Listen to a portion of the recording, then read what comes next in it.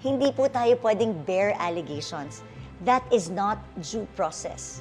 That is going to be a fishing expedition. Hello po mga ka-BH. Noong May 11 po, dinesisyon na po ng House of Representatives to impeach the Vice President with a vote of 257 for, 25 against, at 9 na abstention.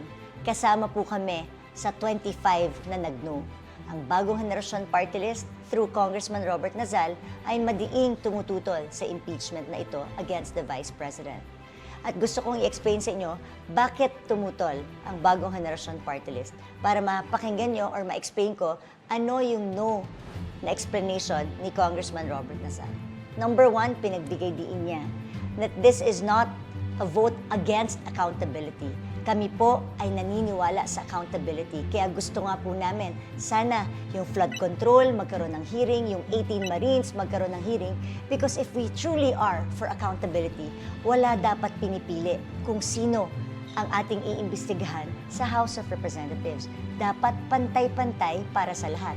Kung accountable tayo, kahit sa maliit, lalo nang dapat sa pinakamalaki na pagkakasala sa misuse of public funds. Ito pong boto namin ay hindi boto against accountability. Hindi rin po siya boto dahil kami ay para kay Vice President Sara. No, ito po ay boto because of the Constitution. To fight for the Constitution, due process, at hindi dapat gamitin ang impeachment as a political weapon.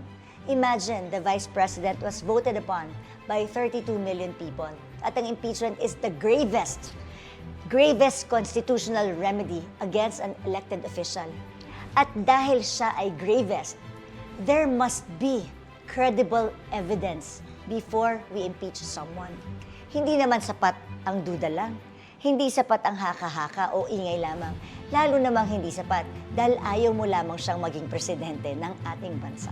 The complaints must stand or fall on its own allegations and supporting documents. Yet, several affidavits, reports, and alleged findings yung present during the hearings, yung AMLC reports, yung NBI findings, and even the COA decision itself, hindi po siya attached sa original complaint.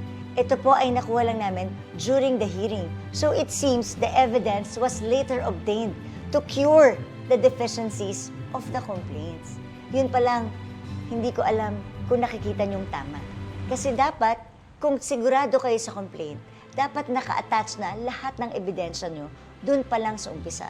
This is a very dangerous precedent. Ang dali na pala mag-file ng impeachment, total kukuha na lang naman pala ng mga ebidensya during the hearing. Then, this can be weaponized against any impeachable officer. Delikado po yun. Hindi po tayo pwedeng bare allegations. That is not due process. That is going to be a fishing expedition.